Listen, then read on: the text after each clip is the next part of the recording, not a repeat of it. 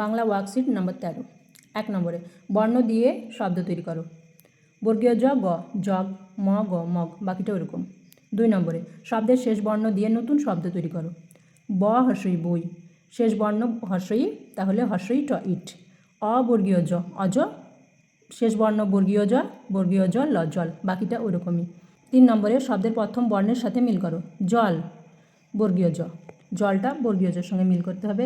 গয়াকার ছ গাছ, গয়ে গাছ, গাছটা গয়ের সঙ্গে যোগ করতে হবে, মিল করতে হবে, বাকিটা ওরকমভাবে করতে হবে। 4 নম্বরে ফাঁকা ঘরে ব ও ল বসাও। যেখানে ব বসবে শব্দ তৈরি হবে, যেখানে ল বসবে শব্দ তৈরি হবে, সেইভাবে বসাতে হবে। যেমন ব ক বক, ব হর্ষই বই, এখানে দেখুন ক ল ম কলম, বাকিটা ওইরকম। 5 নম্বরে স্বরবর্ণ দিয়ে শুরু শব্দগুলি গোল করো।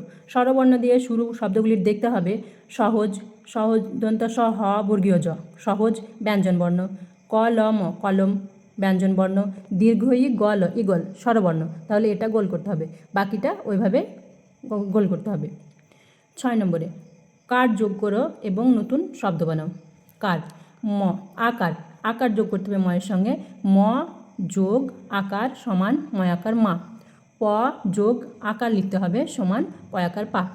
এটা হর্ষইকার, দ যোগ হর্ষিকার লিখতে হবে সমান দয় হর্ষি দি, বাকিটা ওইভাবে করতে হবে। বর্ণগুলি নিয়ে 2টি করে অর্থপূর্ণ শব্দ বানাও।